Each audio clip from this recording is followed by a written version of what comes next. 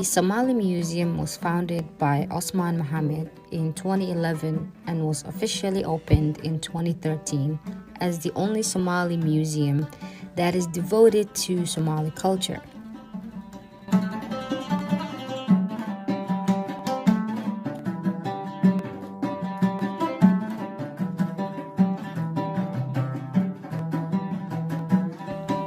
The museum is the home of traditional Somali arts in Minnesota. There are over 700 pieces of collection displayed inside the museum.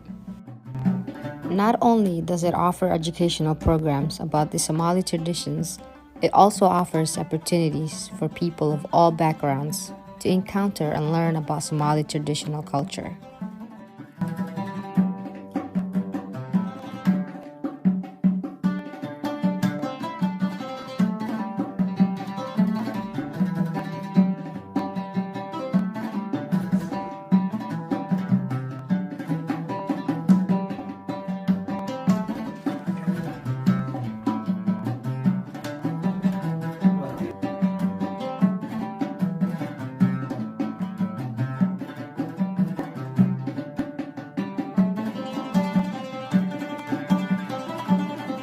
All these are basically milk and water vessels or containers.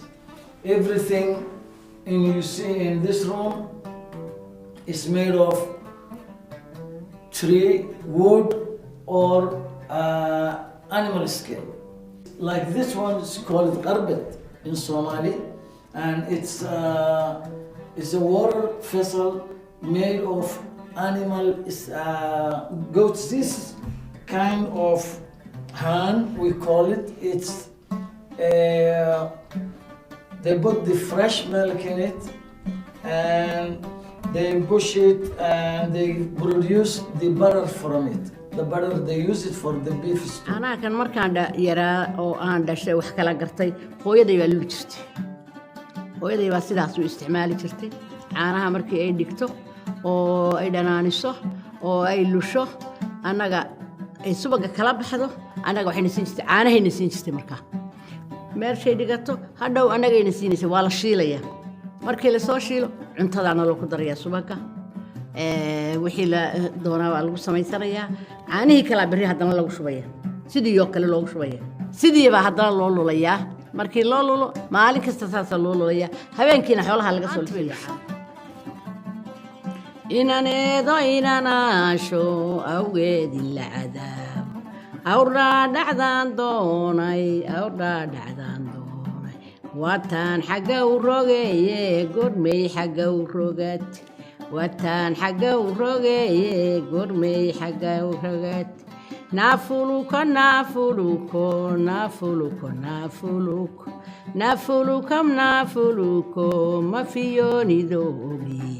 ما فيوني دوغي حرقين الله ما فوريني ما فرتا لغا دوغي Robes, it's made of skin, and this is made of skin, and they sit on it when they are cooking the food, or just a guest come to them, and still women sit on this one. And these are different kinds of camel bell. They use every bell is used for different camel, and you can just tell hear from long distance. These are quivers, and it's used for to hold the arrows, and this keeps the arrows in, and they put the poisoning stuff here when they were using the arrows. This room is the musical room, and this all instruments, these drums and other stuff they use for dancing. All this is the beast room and the dancing and all drums we have it. So they have different equipment that they play with, and mostly it's the drums. It's a traditional way.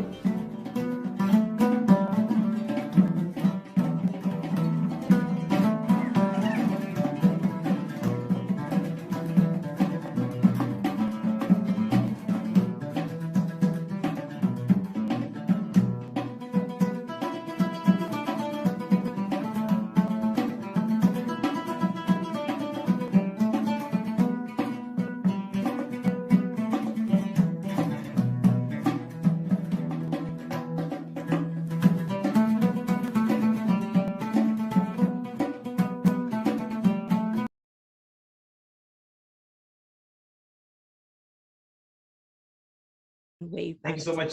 So that was the Somali Museum in Minnesota, and the executive director and the founder, Osman Muhammad Ali, is an entrepreneur and community figure and was once a co-owner of the Sanag restaurant in Minnesota. Ali began his career as a water resource manager in the United Arab Emirates, but moved to the United States in 1995. In 2009, Ali traveled to Somalia to visit an ailing relative. Once there, he was saddened by a young Somali lack of knowledge about traditional Somali culture. He wanted to remind the youth about their rich Somali heritage. When he discovered that the only cultural museum in Somalia was destroyed, he started collecting artifacts to start his own. The Somali Museum is also led by 9 members, board of directors, and committee of advisors. The Somali Museum offers programs in cultural education through weaving, dancing, and poetry, as well as touring, exhibition, and outreach events in the Minneapolis-St. Paul metro area. The Somali Museum was voted Minnesota's best mini museum by Minneapolis-St. Paul magazine in 2015. Somali Museum of Minnesota Day was awarded by Governor Mark Dayton on October 1st, 2016. Most recently, Osman has authored his first published book by Wise Inc. titled Baro, I'm probably going to say this wrong, Akbaro, Akbaka, which translates to learn your artifacts. Osman, you're hopefully going to help me say that correctly when you take the stage. I can speak the language, but I'm not really good at reading it. So, so Osman, the floor is yours. He's actually in the museum right now. Thank you guys for having me here today with your big event, and I'm so glad to be part of it today. And I like young generation like you when they put their effort, to do something for their community and as a large community at the same time. And you have to show yourself wherever you are. If you are back home, you have to show yourself what you can do for your community and your people. And when you are in diaspora, at the same time, you are representing your people. You are the ambassador for your community and for your country at the same time. Wherever they see you, whatever you are doing here, people will think about it, that's the way you behave or act back home. So you have to show always a nice image for the other people you are living with.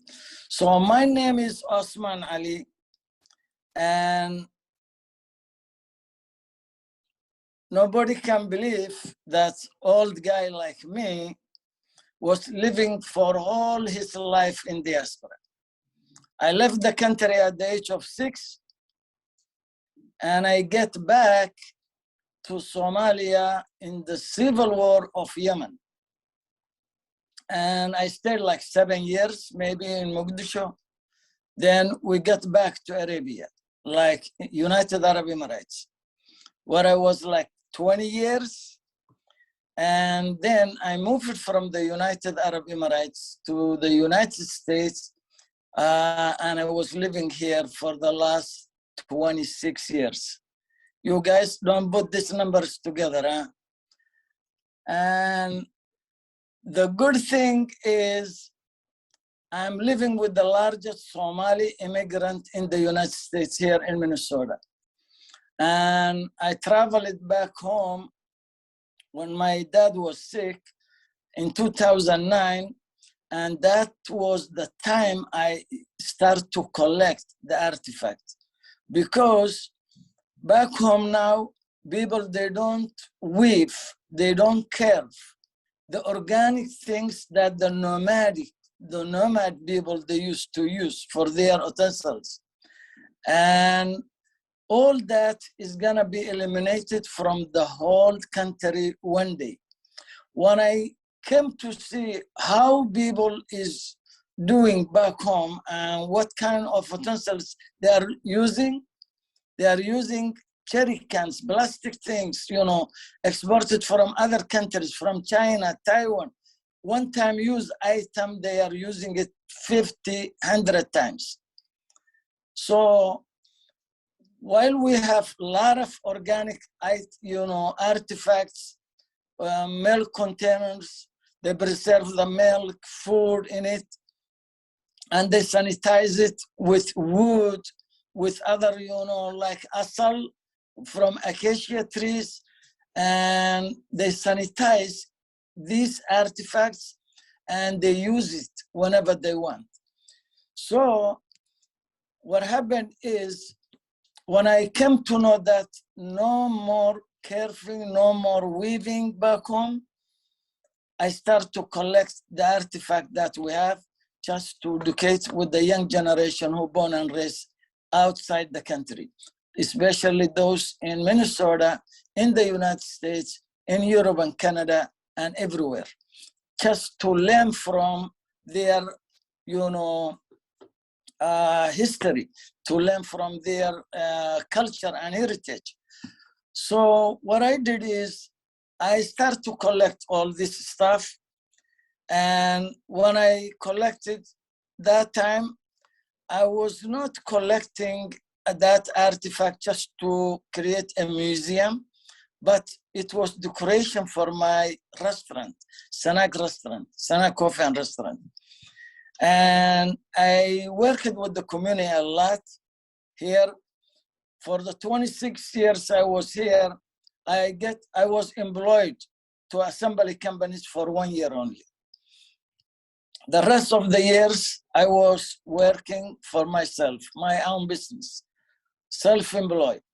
I started with driving school, first Somali driving school in Minnesota, called Ali Driving School. Ali is my last name. And again, I start Ali Delivery, Ali Catering, and food distribution.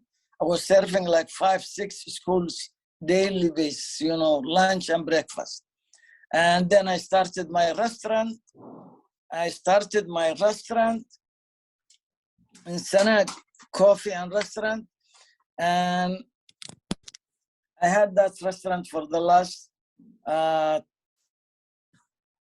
had that restaurant for the last 9 years. So I was in the community and doing a lot and working with the community. So at the same time, I did the first Somali movie in 2000, actually in 1999.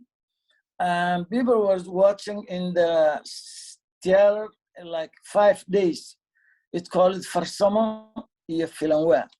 Farsamo iyo Filanwa. Unexpected technicality. That's what happened to the immigrants when they came to the United States. They were expecting something and they get something actually different. So I was in the community, working with the community a lot.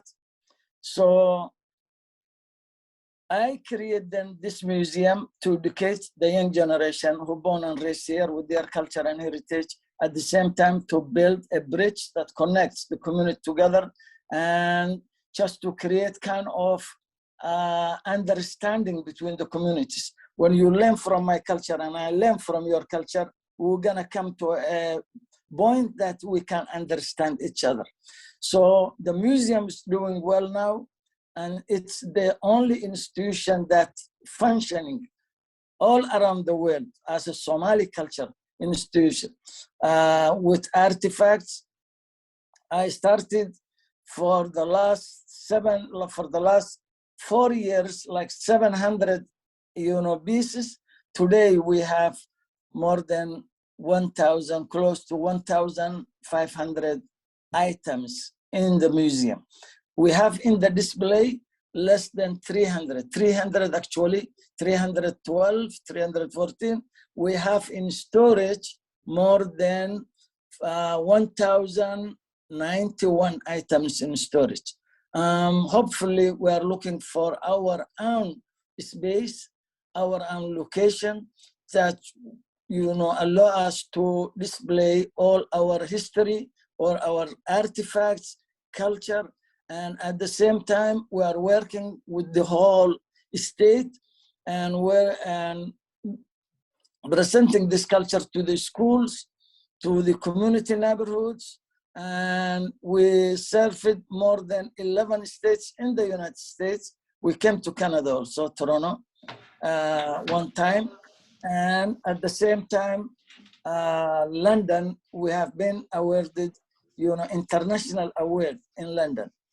And we have more than 20, awards and recognitions for the museum. And now we have a lot of big group actually for dance troupe. We're teaching our young generation how to dance from all around the country of Somalia. And they play more than 30 different dance, types. And at the same time, we have mobile show, Somali Community 101. We have weaving classes, Somali language, and we do a lot for the community. And those in Minnesota, they know a lot about the Somali Museum. And we're trying our best to serve the community wherever they are. If they are in the Minnesota, in other states, and we are trying our best. And once we have our own location, our own building, hopefully one day it's gonna be a big museum. It's gonna be an asset that we can leave for the young generation who is gonna be in the United States or otherwhere in the world. People will know more about us, about our history and culture. And thank you so much, you guys, for having me today here with you. If you want me to show you some of the rooms from here, this is the room of the camel. This is the camel room. And because the Somalia has the largest camel population in the whole world, and this room is the cultural room and the woman dress and the history of, the Mogadishu. Mogadishu was, exist, these buildings before America and Canada discovered. This is the religion room and the beads and the dress. This is the religion room and all this, Somali organic stuff they use for medication. And all this medication is here. We have it's in the Quran, and the Quran is here in English and Somali. I mean, in Arabic, translated into English, actually, the Quran. And we have here, we have this room also, is the drums and the traditional dance, weavings, all traditional house. This house, we have three houses. Somali, Agal Somali. It's called Agal Somali. We have three like this. We built only one, this old stuff. And here inside, you can see Agal Somali. Some of your grandma or mom, dad, they born in this Agal Somali. It looks like this. All those who weaved this and made this kind of arts is a woman who has no education at all. She never been in school, but they were weaving and carving something like that. So this is all stuff in different rooms we have. And imagine you have, this is also, this room is an art room. Every couple months, we change this room to different, arts we have. This is exhibit, and this is all this stuff, and you see it, right? This is the one I like the most. It's called Baraho or Ubo, and it is, they made this, the Otka or Mughmat. You know Otka or Mughmat? Yes, we do. Yes, that's how they preserve the Otka or Mughmat in this container. It's carved from the wood, and they sanitize it in a nice way, and they store the food in that container, and they use it when there is a bad days and there's no rain, no food. They eat from what they preserve for the bad days. And thank you so much, you guys. And really, you are doing amazing for the Black history, and you are doing, very amazing work for the community. And I like the young generation when they think like this. Thank you so much, you guys. Thank you. Right. So this is our surprise guest. His name is Sharmarke Dubo. Okay, so Sharmarke, he's a Somali-Canadian politician and human rights activist. He cast his first vote ever in an election on October 20th, 2018, and on the same day was elected a city councillor in Victoria, BC, Canada. He's the first Black city councillor to be elected in Victoria. Sharmarke has taken great steps to make life more equitable, inclusive, and affordable for people in Victoria through bringing forward motions on free transit, tenants' rights, and affordable housing. He has championed a welcoming city strategy, equity framework, and has led the city to adopt the UN Decade of People of African Descent. A refugee himself, Sharmarke left Somalia as a child and has worked with refugees in multiple capacities, both in Cairo, Egypt, and Victoria. Dubo also sits on various regional service and civic committees. Across all of his work, Sharmarke is an advocate for justice and inclusion. Please help me welcome Sharmarke to our event tonight. Sharmarke? Thank you very much. Assalamu alaikum. Everyone, is really great to be here with you this evening. And thank you to all the organizers and the community leaders and the amazing community members who virtually gathered together today. And thank you for having me. First, I would like to begin acknowledging that I am joining you virtually from the territory of Lukwankan people speaking, particularly the Songis and Esquimalt and Wasanix people, whose historical relationships with this country continue to this day. And some of us might have come to Canada for 100 years ago, and some of us might have come recently in the generation past and now. I make this an acknowledgement not because for the sake of historical footnote, but to make a commitment to a true and lasting reconciliation with Indigenous people, the home that I call Canada now.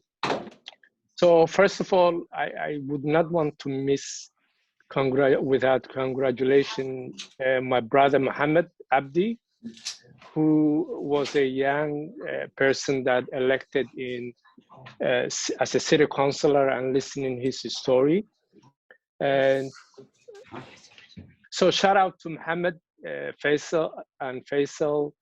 I live in Victoria. I can literally sail to Seattle. I live the other side of the city. And it has been a pleasure becoming the first Black city councillor elected in Victoria in 152 years. And this has been a massive privilege and honor for me. And now that we're celebrating Black history, I'm not only Black, but also I'm a Muslim, I'm a Somali. And I came here when I was 28 years old.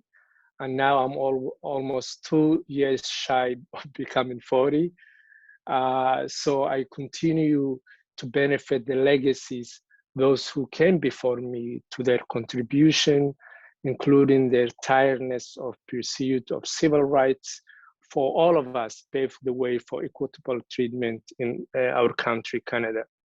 As we know, and Mohammed, Faisal have touched, and the mayor himself has touched, that people of African descent are really underrepresented in politics and all sectors and all fields. And this impacts how we see ourselves in the spaces we exist in and also move through. And I was very happy to hear the author's story and the book, even the media, the book, and all feel this is really important that our communities see themselves.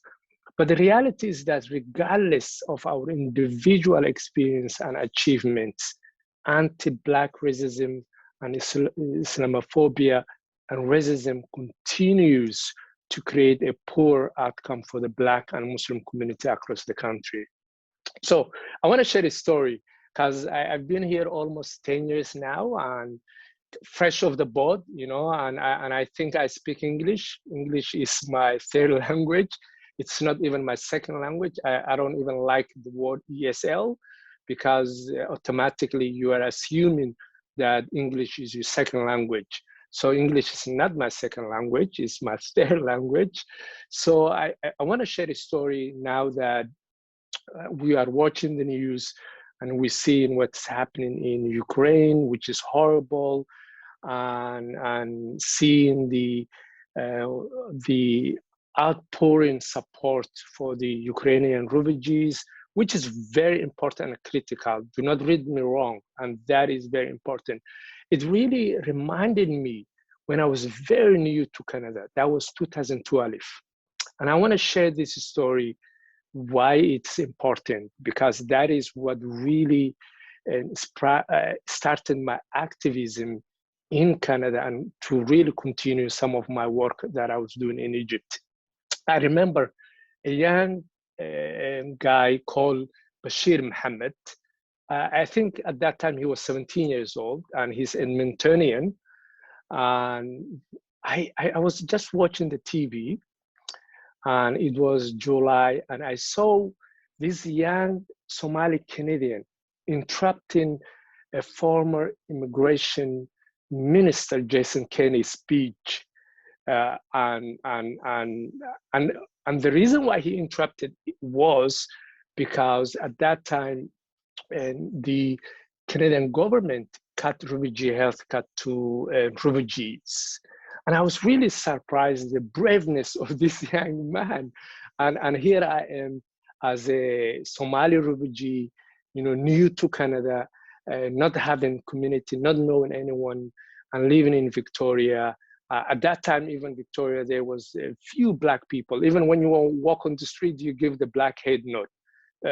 Some of you would understand what I mean that. So seeing that brother Bashir, I was really motivated. And at that time, I was working with the Canadian Council for Refugees, volunteering, but my work there was helping immigrants and newcomers at the Victoria Immigrant Refugee Center Society. Then when I joined the Canadian Council for Refugees and really understand the immigration of Canada and read about the people who came before me, who I give so much gratitude, and the Somalis that came before me, and who has paved the way for me as a Somali Canadian. Then in 2012, through FOI and Canadian Council for Refugees and other organizations found out that government of Canada rejected Somali refugees. So because at that time, UNHCR recommended Somali refugees to be one of the 10 populations that Canada should consider bringing to Canada because of the 2011 famine, and the DAP situation was getting worse, and Somali and African refugees were not given attention. So at that time, Jason Kenney, who was the former Ministry of Immigration, rejected that. And because of that, my involvement of advocating for refugees and immigrants really started my work of activism in Canada, in Victoria, and to play my role in Vancouver Island to bring awareness about refugees. So I wanted to share that story because now I see a lot of outpour for Ukrainian refugees, which is important, but sometimes we miss to really think about our history and, you know, and when it comes to immigration and the Somalis who came before me, the struggles of their IDs was not accepted. Maybe some of your parents had those challenges. So I grew up several countries. I left Somalia when I was 8. And it's not a choice that we chose, and a lot of you parents and a lot of you, we haven't made that choice because of the war and other reasons. And I had the opportunity to grow up several countries. I was in a refugee camp in Kenya. Then that refugee camp was shut down, and we had option either to go back to Somalia or relocated to Dadaab or Kakuma refugee. But we chose to go to Ethiopia. And that's where I began my first formal education. So I missed kindergarten, I missed elementary school. So I began my formal education in primary school and caught up my education, then moved to Egypt, where I continued in Cairo, my high school and university, and graduated there, and have witnessed the Arab Spring and the Egyptian Revolution while I was human rights advocate and working with the African refugees, but also the Syrian, but also Iraqis and other refugees there. So my opinions and the way I carry myself, the way I come in policy, the way I shape in discussions that has to do with politics and policy making, I bring my experience, not only that my Blackness, not only my Somalinimo, not only that I'm Muslim or renter or trans rider, all those things, as the Nigerian author said, no one is one thing, we're more than one thing. So I bring all those experiences to the table as we make decisions. But also I come from a very humble upbringing. And as I watched my single mother who raised me and my brothers and sisters, and who stood up for injustice, she was always outspoken and would always speak for those who are less fortunate.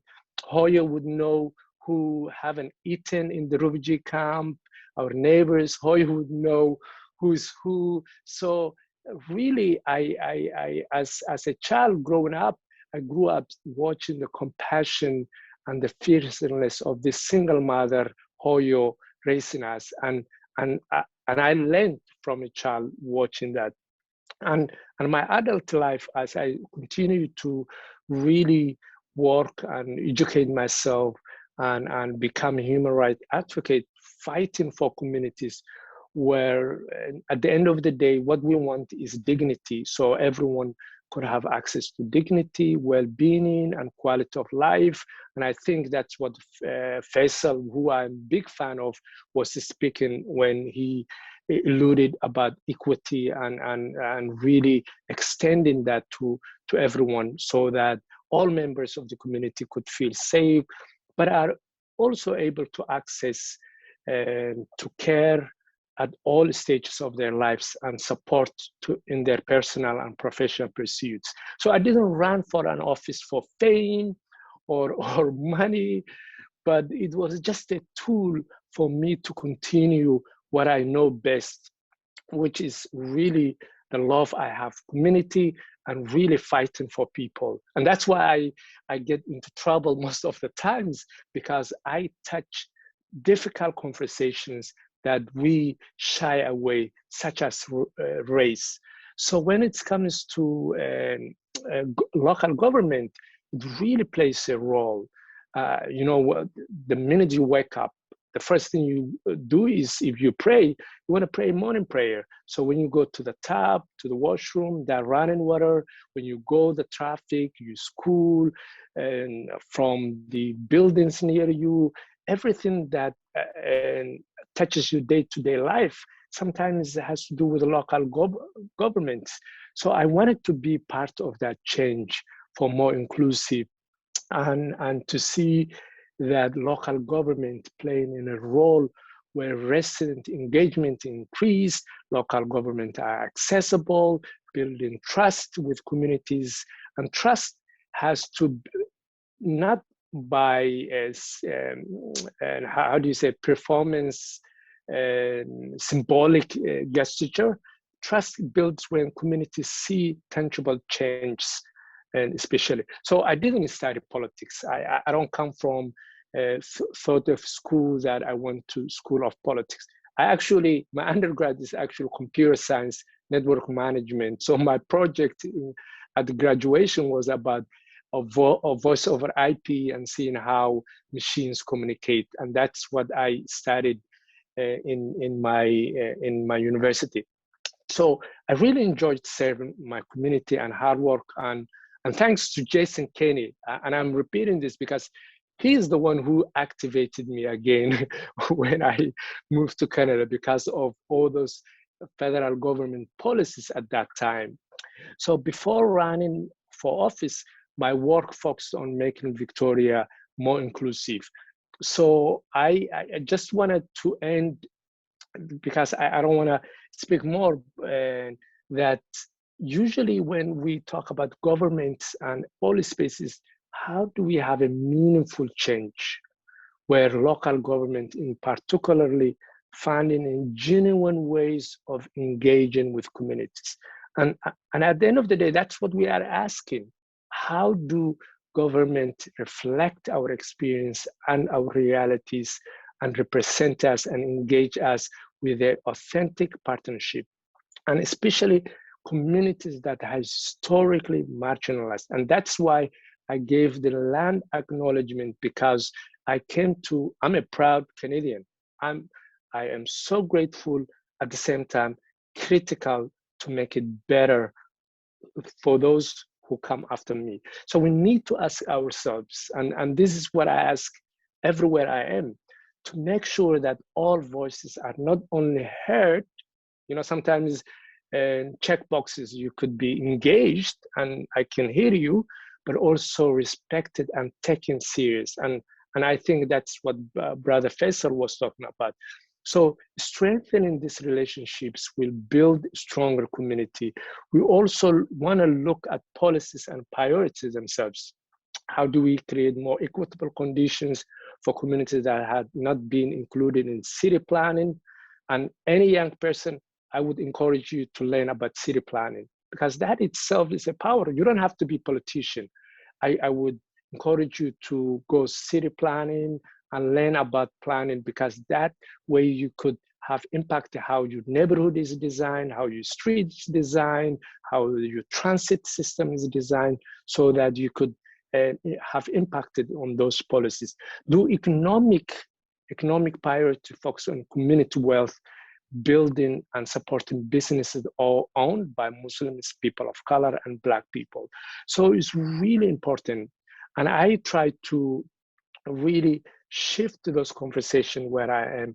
Just to conclude, representation really matters, but also really including people so that they could see themselves in these spaces. And at the end of the day, what we want to envision is that communities where everyone can reach their full potential. So elected officials, including myself, must put in place policies to break barriers between government and the community they serve, especially those who has historically been excluded. And as Ahmed Hussein the other day was saying, the systems were designed as they were designed, and they're working the way they were designed. So English is not my second or first language. I speak Arabic, I speak Somali, bit of Amharic, bit of Kiswahili, and I hope that, language is not intelligence, but I hope you understood my English, and I believe I speak English, and it's great to be with you here. And I know some of you, shout out to Koshin, who I see here. I remember in Ramadan time, we used to have iftar together, and we miss you in Victoria. And he was one of the people that welcomed me when I was new, and he was a student at the University of Victoria. So good to be here. Thank you all. Thank you, Sharmake. Continue your work and the legacy you started in Canada. Your love for helping others shows, and we look forward to following your career as so just like Okay, so the poem is titled Telephone, and this is how it begins. The year is 2002. I sit cross-legged on a colorful carpet adorned in a haphazard array of numbers and letters as my first grade teacher announces the rules to a game called Telephone. As it goes, someone will pick a phrase, repeat it back to their neighbor, who will repeat it to their neighbor, and so on and so forth. And this is when I learned that if you repeat something enough, you will start to believe it, start to speak it into existence. Later that day, Abba and I are standing in a store. The shelf behind us is heavy with loud reds and yellows, and in every way, the store is swollen with noise. In the midst of a storm, we pick out a calling card. That night, we call home, dialing number after number, entering the coordinates to a map into our landline, and slowly, like sunrise, my grandmother's voice fills our living room. I greet her, Awoto. She responds, Ayeyo, a difference in dialect and one of many games of telephone. At 5 years of age, this is one of many lessons in repetition. You see, the beautiful thing about sunrises is they repeat themselves without ever tiring, like the fourth ring on a telephone, like every time you miss the same bus, all lessons in repetition, and I have entered the same coordinates into our landline a million times over. So when Ayeya's voice fills our living room, I'm sitting between her knees while she braids my hair and we listen to sounds of a familiar ocean. I am the line on a map, holding histories together, repeating stories of home back to myself. The year is 2010. I sit front row glory, purple Converse unstuffed as attendance is taken. A neat system and clockwork rhythm exchange between student and teacher, back and forth, one of many games of telephone. Until there is silence and my teacher rips through my name. So I correct him, speak my grandmother's name into existence, speak myself into existence. The beautiful thing about sunrises is they repeat themselves without ever tiring. So I will pick a phrase, repeat it back, speak it into existence, remind myself that I have met my grandmother at the start of every introduction, repeat it back, free our fingers from this telephone game, repeat it back until I don't need repetition to be heard anymore. Thank you all so much. Hopefully you were able to hear even with all the technical difficulties. That's all for me today. Thank you. I have this guest goes by the name of Faisal Omar, and she was born and raised in Ottawa, Ontario. Her parents immigrated to Canada in the early 90s to escape the Somali Civil War. Faisal's educational background includes a Bachelor in Neuroscience and Mental Health, as well as Masters in Neuroscience and her second Master's degree in Counseling Psychology.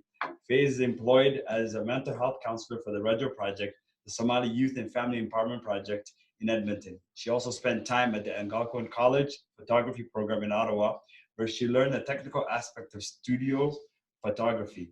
Faiz's work is currently being shown at the Art Gallery of Alberta. In fact, to find Faiza, she's very busy and she's got a very busy schedule. I had to pull her out of her house and bring her to our headquarters to present to you guys. Thank you so much, Faiza. We'll give you the podium. Hi, everyone. I realize I'm the only speaker that's here. And I was told all of you were going to be here, even the overseas people, but scammed. I got scammed. So I asked one of the organizers what they wanted me to speak about, and she said, "Why do you do what you do?" And then I thought that was a very big question. So in this 10-minute speech, I'm kind of try and answer that question. So like my bio just said, I was born in Ottawa, Ontario in the early 90s. Like a lot of you, my parents, their lives were flipped upside down, and they were rooted from their homes in Somalia due to the Civil War in the early 90s, and they immigrated to a new chapter of their lives. So for us, for my family, that was Canada. So they came to Canada, and I am the oldest of 7 kids. So being the oldest, all the Somalis on this presentation, they all know what that means. It means, you're the cook, you're the maid, you're the third parent, right? So as being the oldest in my family, it meant that there was a lot of pressures associated with that as well. So in that case, being the oldest means you're a future what? You're a future lawyer, engineer, nurse, but not really a photographer. So in this short speech, I'm going to tell you how I got from that situation to kind of expressing myself through art. So I actually wanted to go into architecture in grade 12 because my dad actually worked at the Ottawa Islamic School. If you're from Ottawa, you know what I'm talking about. And it was just a short walk across the hallway to ask him questions. So I remember going to him in grade 12 saying, Abba, I want to do this. It was art related. He'd be like, Subhanallah. And I'd be like, oh, my bad. So I went to like the engineering faculty and they had architecture. I'm like, yo, this is art. It's drawing lines and buildings. But it's engineering. So I went to him and then he's like, nah, I'll pick it for you. And then he flipped. He's like, I like this one. So he chose neuroscience for me. And I did, neuroscience for 7 years, right? So alhamdulillah, I did finish 2 degrees in neuroscience. I did a really cool thesis on how, memorizing the Quran, how that works in your brain if you don't know Arabic and all that. So it was lit, but it was an arranged marriage, Like it was like I'd come to class, and class starts at 9. I roll up at like 9:45. Oh, we started at 9. My bad. I sit in the back. You know what I'm saying? Like that passion wasn't there. So I was sitting in my lab in I think it was 2017 or whatever, and it was 3 a.m. and my clothes was in the filing cabinets and I had food in the fridge and I was there for like 2 days straight writing my thesis. And I'm like, I want to do what I like after this. So I signed up for photography school like at 3 a.m. in my lab, and I kept it a secret. So I graduated from my master's in neuroscience. And then in September, I started going to photography school without my parents knowing, and I lasted 6 months before one of my 6 siblings, I still don't know who it is today, snitched. One of them whispered, hi, you know where she goes every day? So what are the biqada? So my dad could not believe. He took me to a restaurant, and it was the first time he's ever taken me to a restaurant. He sat down, he looked at me, he laughed, and he's like, I heard the funniest thing. You take pictures for school. I thought, you're looking for a job, right? That's what you've been doing for 6 months.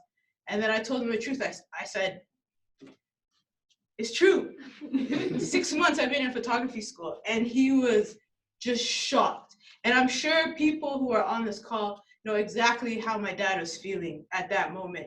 He traveled, he went through a war, he went through all these hardships, and then he banked a lot on his children, especially his oldest, and then now she's saying, I've thrown my 2 degrees away and I'm gonna be a photographer, and so he was not happy, and he actually took my resumes and got me the job I have today. So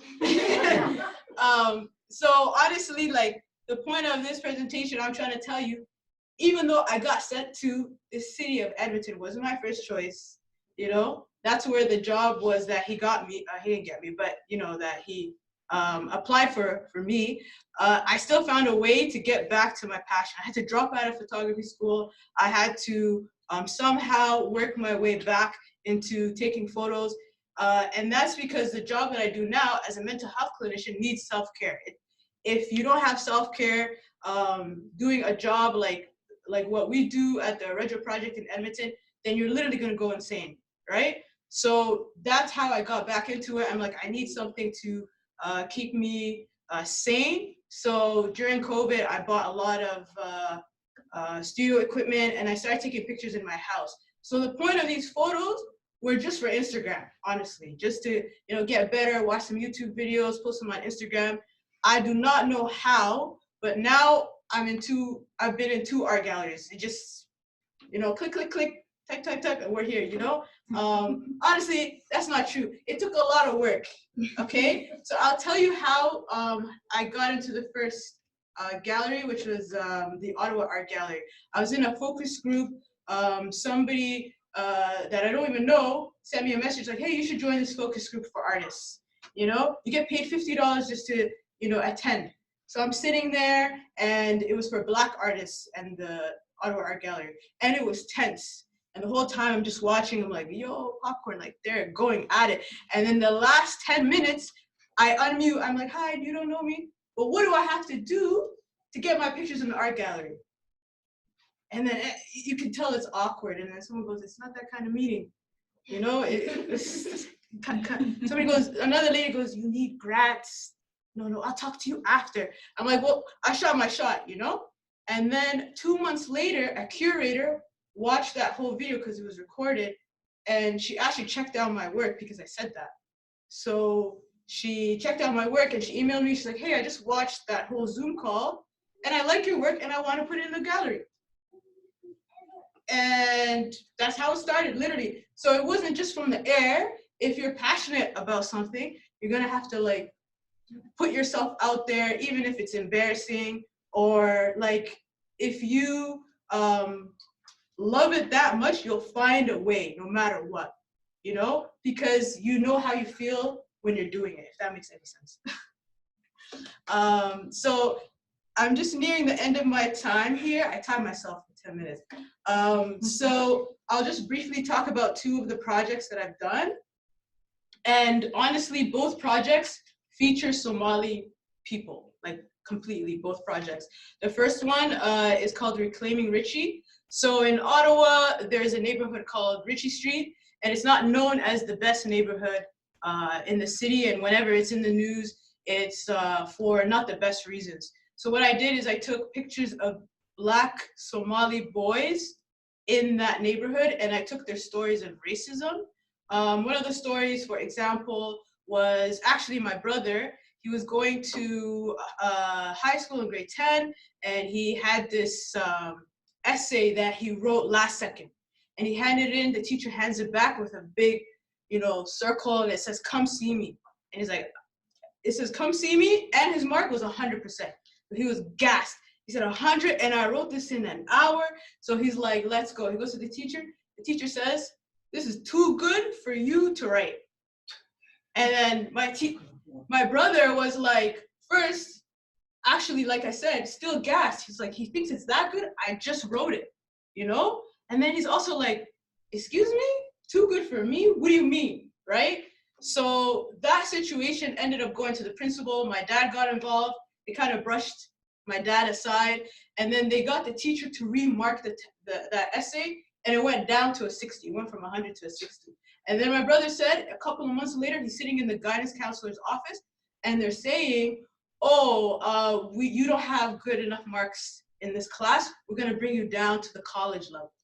So it kind of shows how, you know, prejudice and racism can actually affect these youths or any person of color, their actual lives. Like, it can literally switch your life around if, you know, you have people in power making these big decisions, right? So that's one of the stories from that project. Oh, my timer is done. I'm gonna give y'all 30 seconds and then I'm gonna run. But basically, so that's the first project. The second project was done recently in the past month in Edmonton.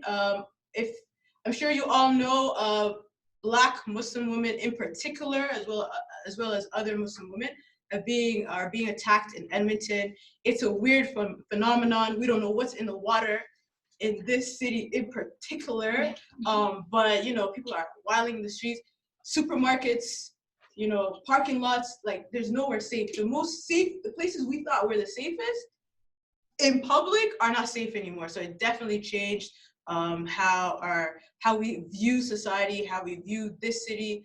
So I was approached by CBC to kind of do a project on that, and we captured portraits of 6 Somali, actually all Somali Muslim women, with the images of where these attacks happened on them, like it was projected on them.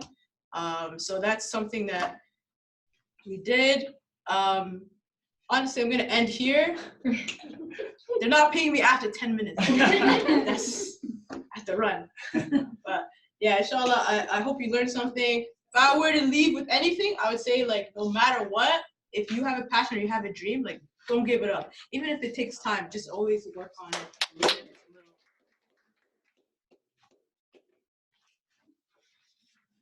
Thank you so much to Faiza for everything you do for Edmonton. Yeah, different kind of energy when you have somebody here too, right? Yeah. That was good. I was thinking of a joke, but I ran out of jokes. So we'll save that for our next guest. Okay, so our next guest and our last guest, and we're closing this off with something lighthearted. She's a comedian, and we're gonna play the video first before we introduce her. Maydan Kala. Now, why is in Somali, we care too much.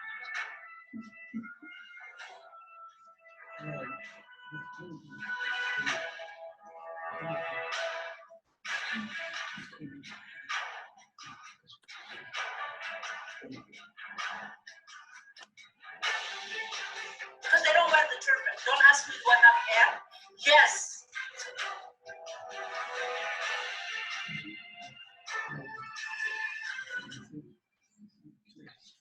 So Maydan is a Somali Canadian community advocate, interpreter, social activist, and a comedian.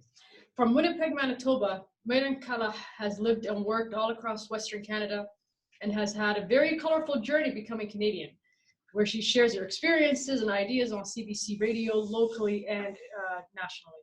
Maydan has become a respected voice for women in Somali Canadian community, and she's an outspoken advocate for the plight of refugees in Canada and around the world. So if you're ready for some laughter, then please help me by welcoming Maydan. Hello everyone.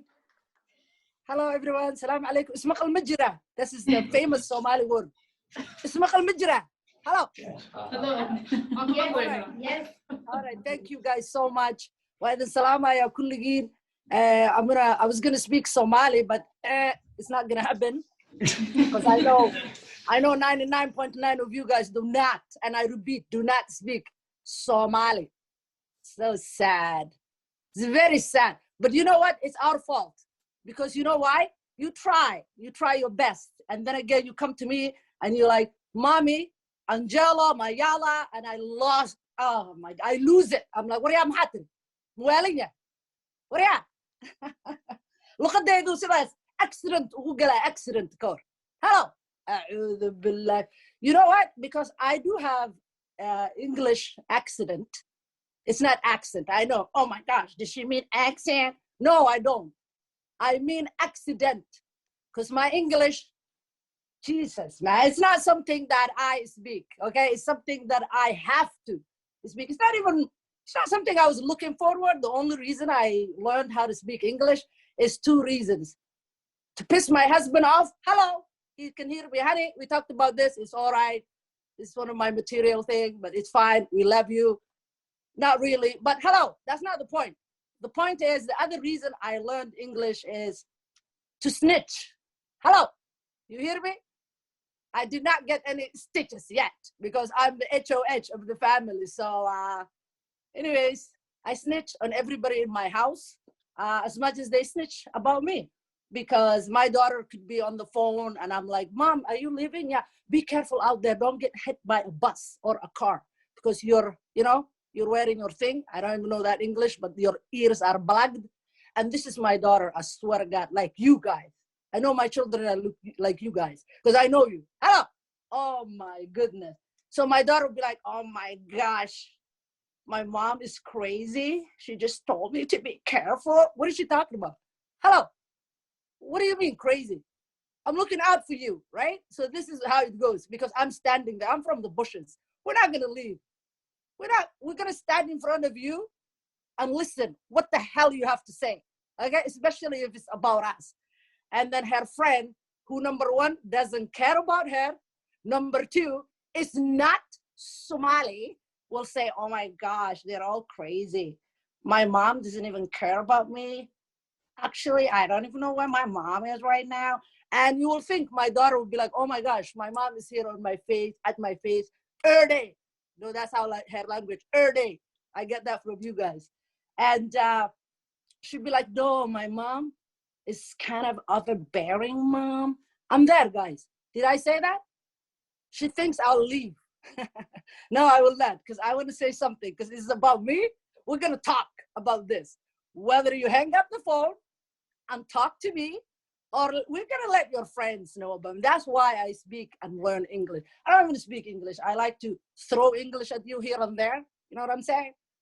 Anyways, that's not, but so those are the reasons I learned the language. As a Somali refugee mother, I'm sorry, as a Somali refugee overbearing mother. Hello, does that remind you of someone? Yes, exactly, because all moms are the same. You know, you're lucky to have us in your lives, because God forbid if we did not wake you up for school. Hello, my God, so embarrassing to talk about you guys. Hello, you guys should cherish us and talk about us all the time. And hello, God forbid, because in Somali we have, listen to this. I know you don't understand what I just said, but let me say it in English. Let me throw it at you in English. There is no one that's going to be like their mom. Hello, we already know that. But we will do our best to be there for you, to love you, to care for you, to rush you, and now here and there slap you. You understand what I'm saying? Because now if they're singing about us, your mother should have slapped you. Hello, now we have a reason to slap the shit out of you. You understand? So that no one tells us, oh my gosh, what kind of mother raised there? Does she know us? Does she know what we go through with you? You just think you're born like this fabulous person, eh?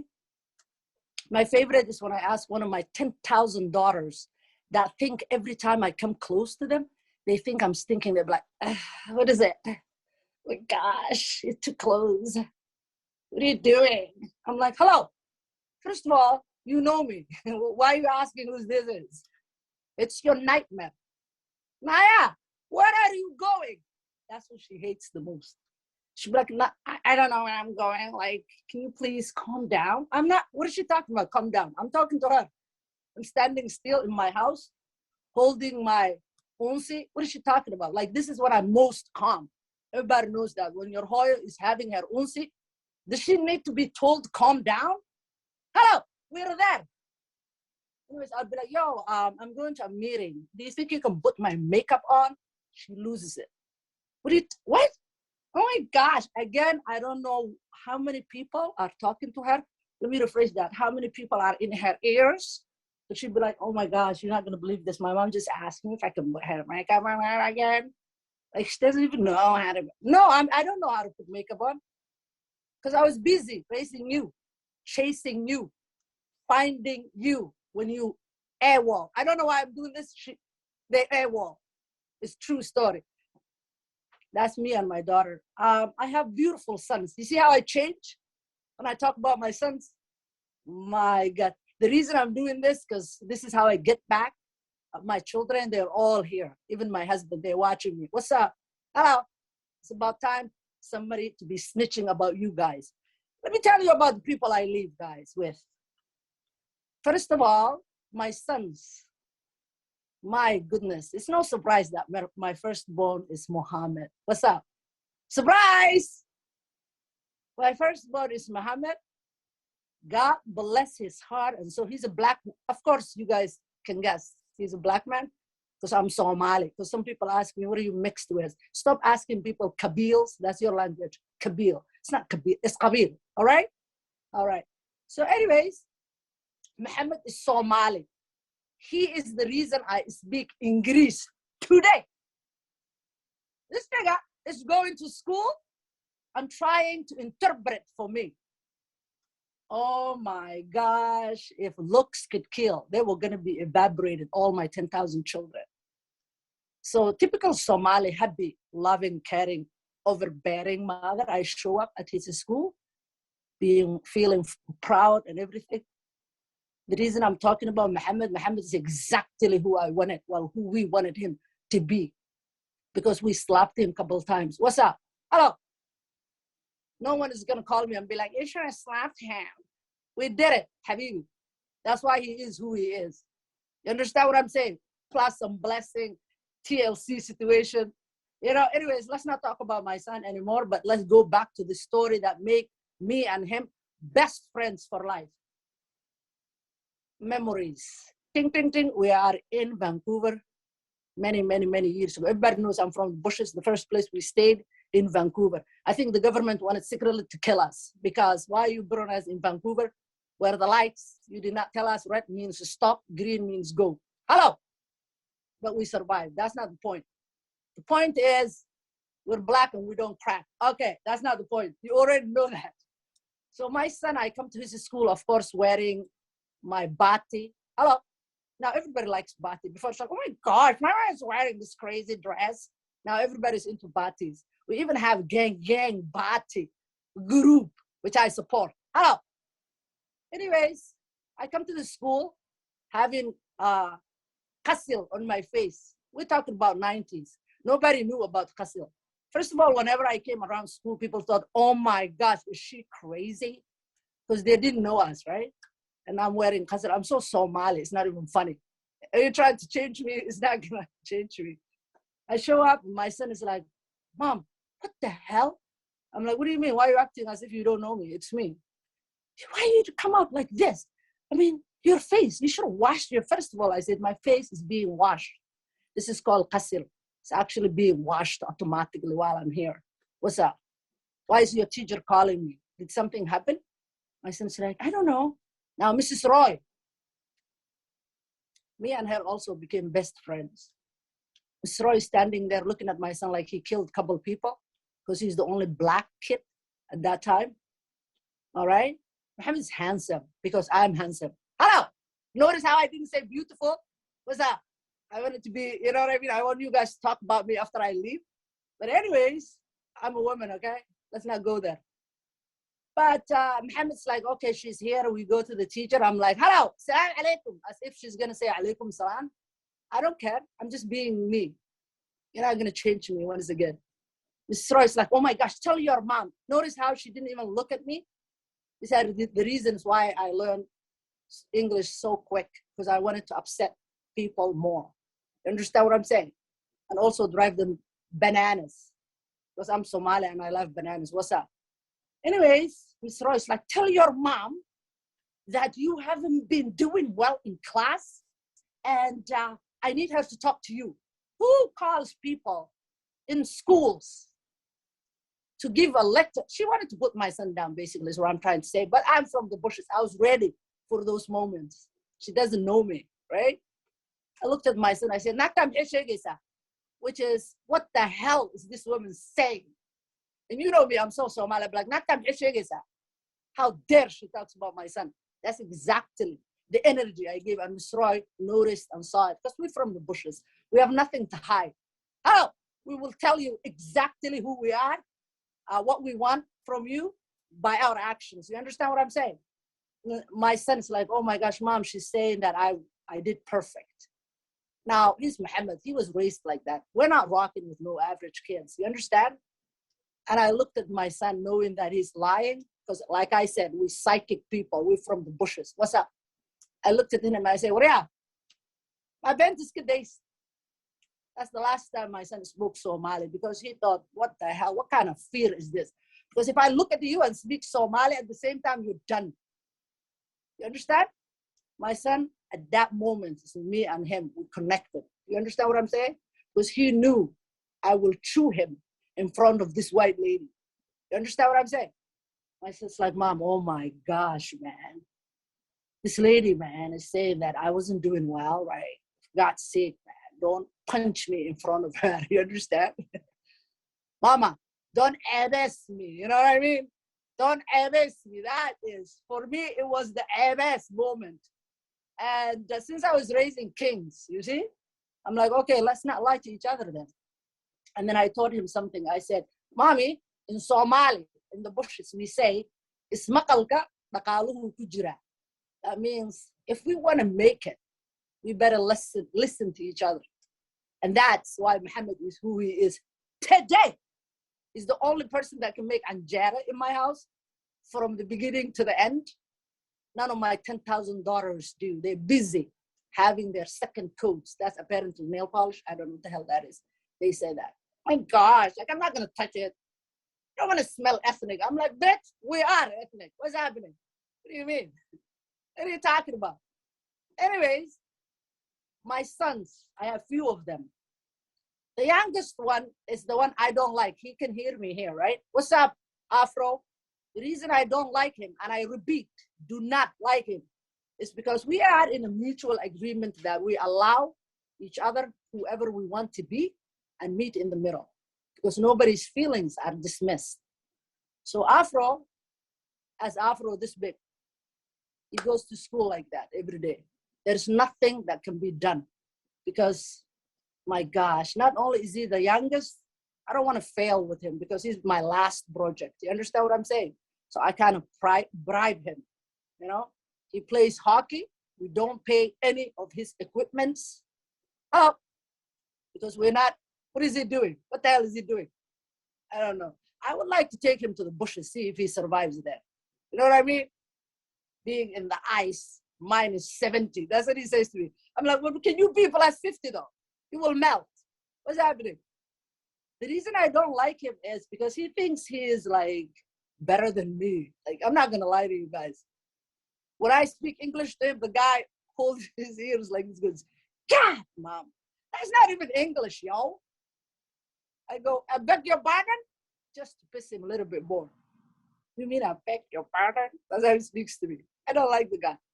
There's many other things. He is my creative director.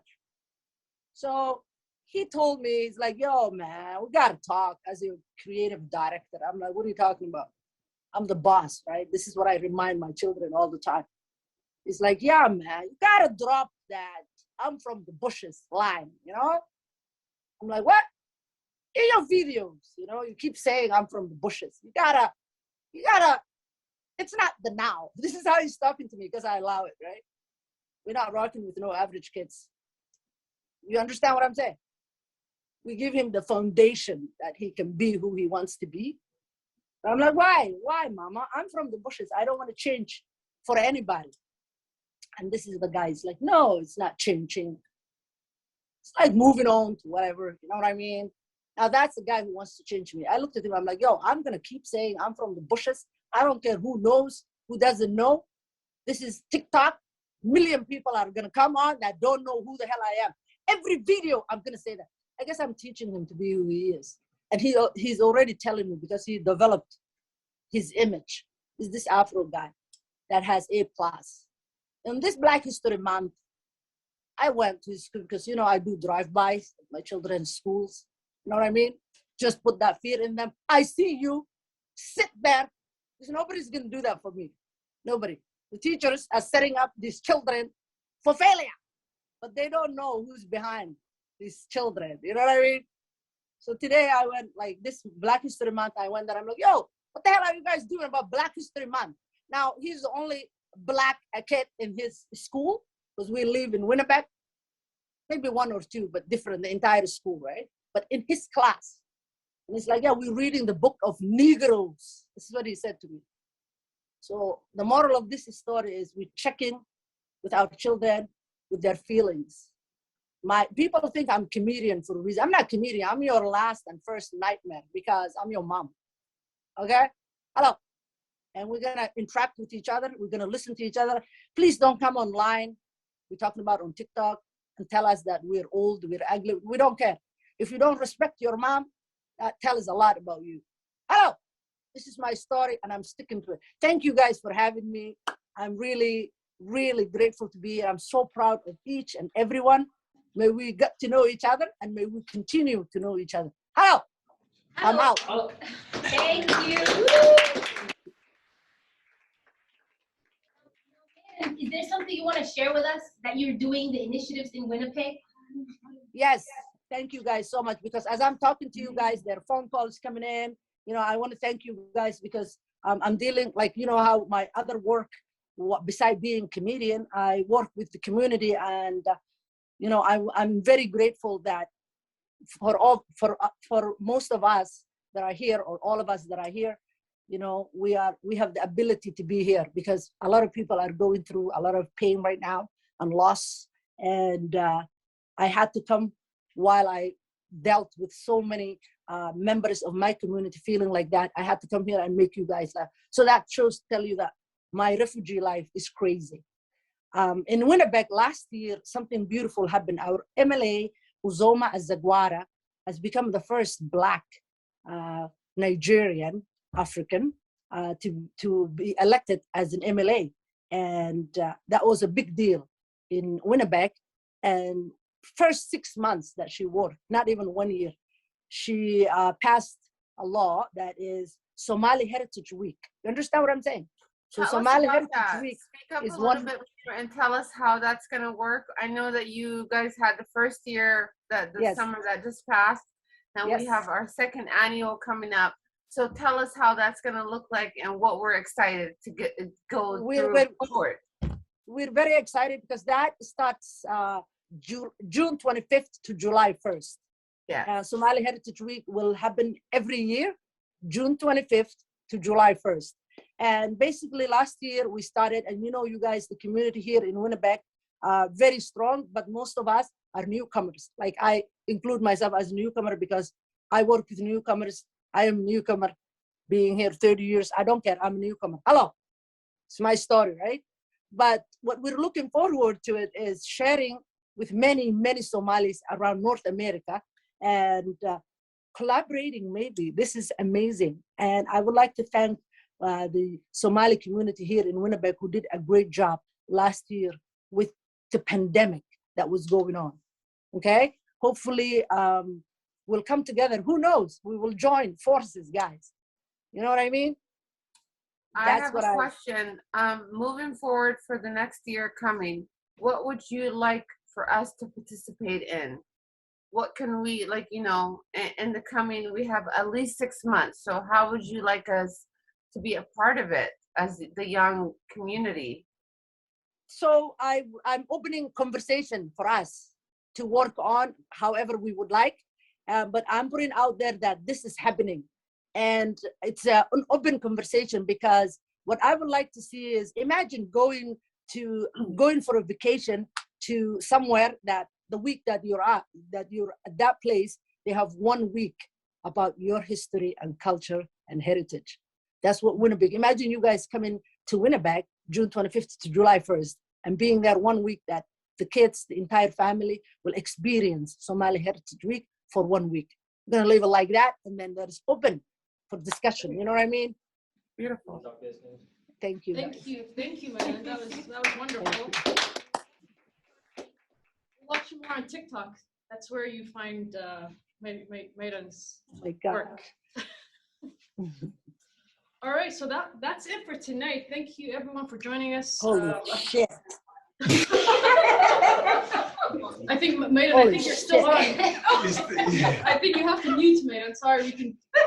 Yeah, technically. I don't think she meant to say holy shit, but she did say holy shit. That was not me, guys. FYI is the person that's inside of me. Hello, Sasha Fierce. Salam alaikum. Thanks, so as we wrap it up, we're just gonna wrap it up right now, but we wanted to thank everyone for attending and actually staying all the way through, even way past our time. We didn't anticipate it to be that long. We did have a slow start, but thank you so much to all the attendees. If you have any questions, we wanted to quickly share our website just to let you know what ECSAR is all about. We do have a helpline, so that line is on the far right. If there's anything that the community needs in terms of support, this is once again volunteers that are doing the work, as well as self-funded through membership. It's the community helping community, as well as individuals putting in their time, their own money to help others. And that's people that have jobs already that are just basically using their off hours to help out the community. Thank you so much to all the panelists for sharing all your stories and ending with a great comedian such as Marin. And we were dying out here amongst the board. We just wanted to, before we bid you farewell, we just wanted to let the board, all of them join us in one more time to see who they all are and what they do. And if you see any of these members that are volunteers and more, there's many more that couldn't join us today.